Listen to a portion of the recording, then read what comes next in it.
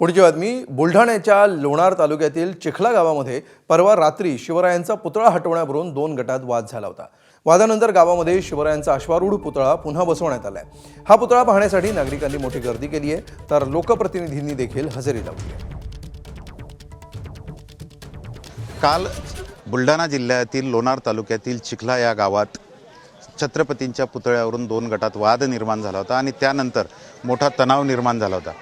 या ठिकाणी काल छत्रपतींचा पुतळा बसवण्यात आला आणि त्यानंतर झालेल्या तणावानंतर आता गावात जरी शांतता असली मात्र रात्री या ठिकाणी आपण जर का बघितलं तर छत्रपतींचा अर्धाकृती पुतळा आधी बसवण्यात आला होता। त्यानंतर रात्री शिवप्रेमींनी या ठिकाणी छत्रपतींचा अश्वारूढ पुतळा हा स्थापित केलेला आहे।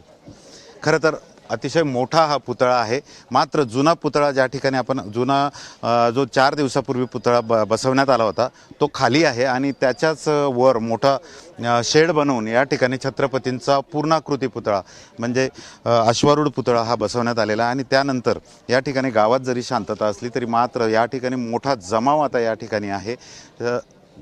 संपूर्णपणे गावात शांतता आहे, लोकप्रतिनिधींची या ठिकाणी वर्दळ आहे आणि ठिकठिकाणी छत्रपतींच्या या ठिकाणी प्रतिमा जरी स्थापित करत असले तरी शांतता या गावात मात्र आहे। खरं तर छत्रपतींच्या या ठिकाणी आता हे दोन पुतळे झालेले आहे। काल हा अर्धाकृती पुतळा होता आणि आता पूर्णाकृती पुतळा या चिखला गावात रात्री शिवप्रेमींनी बसवला।